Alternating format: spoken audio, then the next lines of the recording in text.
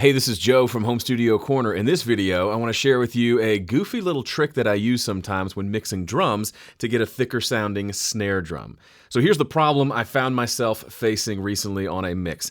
Everything sounded great, but the snare just wasn't quite thick enough in the mix. Once everything was there, drums, bass, and guitars, there wasn't that extra thickness that I wanted.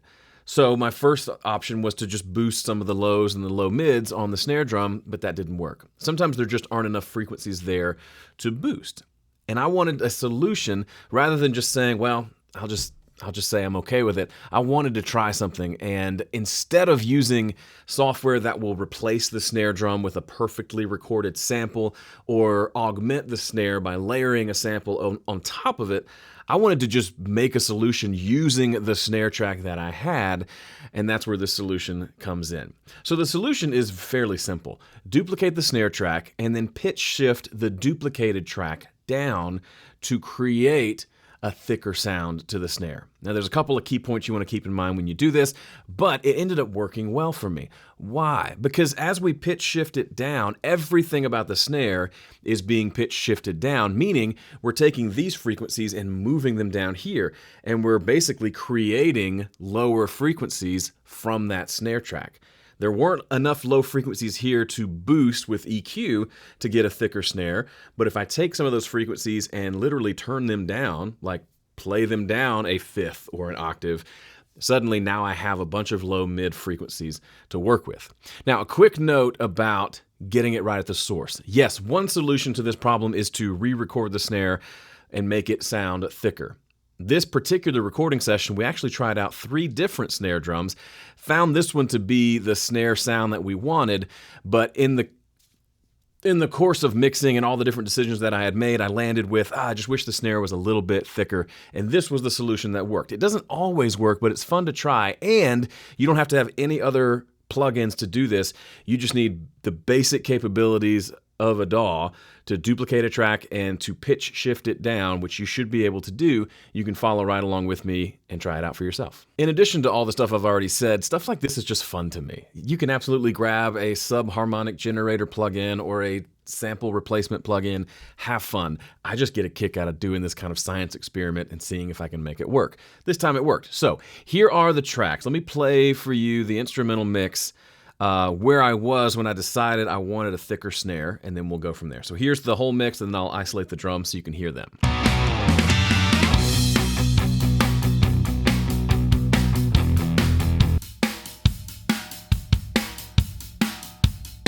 First of all, not a bad snare sound at all. It's got punchiness to it. It's not like thin and terrible. I'm not talking about taking a terrible snare and fixing it.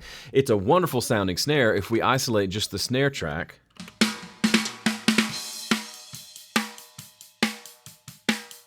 It just is on the brighter side, right? It's got some of those harmonics. It sounds a little bit more towards like the piccolo snare sound, like something from like the snare sound in One Headlight versus a big beefy rock snare. Now, I'm not in the business of completely changing the tone of this snare, although I'm kind of doing that with this.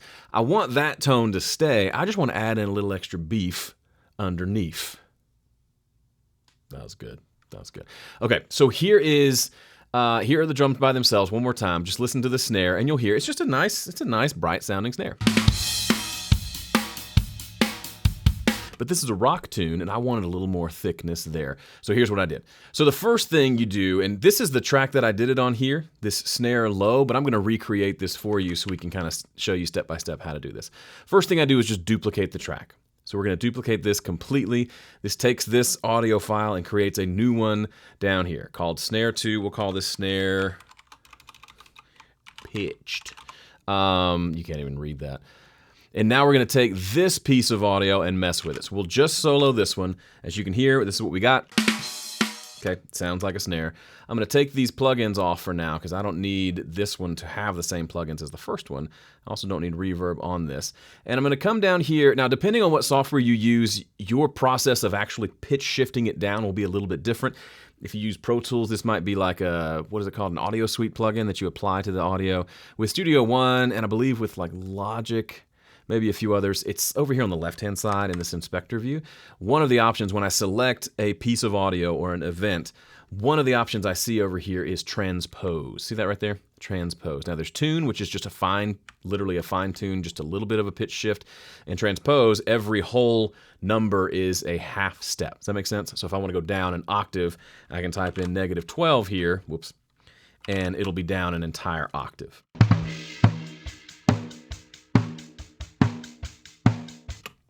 And right out of the gate, you can hear, oh, that's not as terrible. Like maybe you're expecting it to just sound like it's slow motion. That's actually not what it's doing. It's just pitch shifting it. The timing stays relatively the same.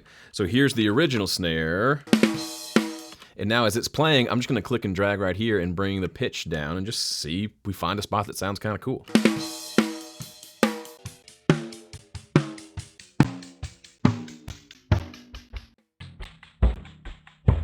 Okay, we go down 2 octaves, it starts to get ridiculous.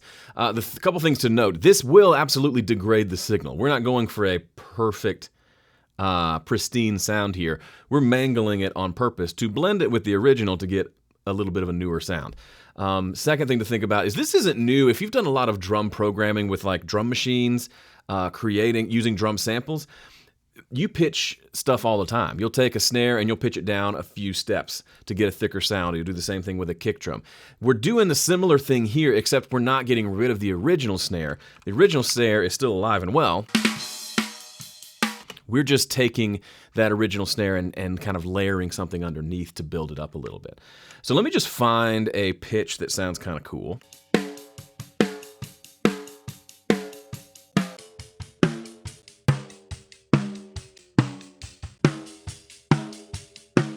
All right, so -7 feels pretty good. So -7 is about a fifth down. If you're thinking in terms of, I don't even have it saved what I did here. I think I did it about a fifth. If you think in terms of guitar, like a fifth down, you're talking power chord range. So that just feels kind of cool in the room.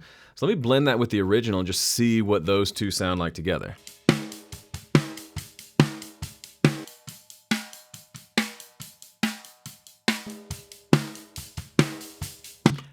And that's it. That's the trick. Now the timing gets a little looser and sloppier because we're literally changing the way the note is formed, right? And it's longer frequencies, so it's not a perfectly snappy, timey thing, but that actually works well because the initial hit of the original dry snare comes through nice and clean, and then this thicker sound kind of comes on the back end of that hit. So it's like this snap at the front and then this kind of whoomph coming after it, and those two work together well. Now, a couple things to keep in mind when you do this. You might be generating some frequencies you don't want that might make life harder for you. So usually when I do something like this, I'll throw an EQ on here and I'll just do a high pass filter just to make sure I don't have any really low frequencies that would make a subwoofer go nuts because we pitched this down. Something like that. And then usually I'll take the high frequencies out as well, and because I don't want the pitch down hi-hat and cymbals bleeding in there and making it sound a little different. So I want to kind of roll off some of those highs. So really this is just giving me a whoop, whoop sort of a sound. Almost like a gated sound that only happens when the snare hits, if that makes sense.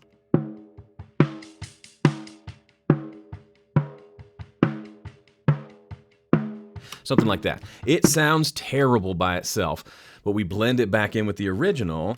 I mean, that's got a foom, foom. It's got some punch to it, right? Listen to it as I turn this on and off. It really does. I'm always surprised that this works. It really does make a difference.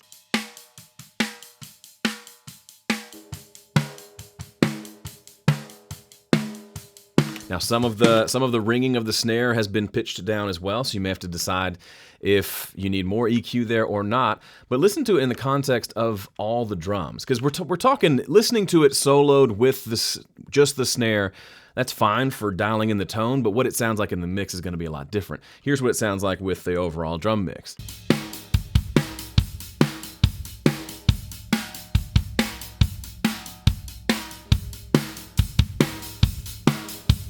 Okay, your next question is, okay, Joe, but can you really hear that in the whole mix? Well, let's find out. I'm going to hit playback with the entire instrumental mix minus the pitched snare.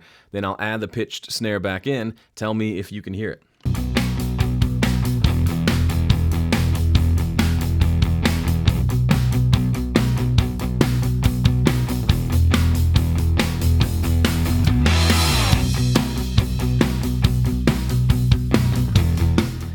Absolutely, you can hear it. It's probably a little too loud in this mix. I would massage this more, bring it down, make it not quite so obvious. But for the sake of the video, I wanted you to hear what we did with essentially a redneck solution. I'm from Mississippi, so I can say that. A redneck solution to a mixing problem.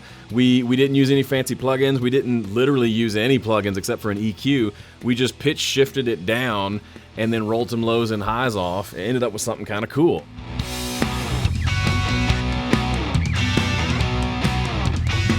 By the way, if you like what you hear in this mix, this is actually a brand new song that's inside my new mixing course called Home Studio Mixing.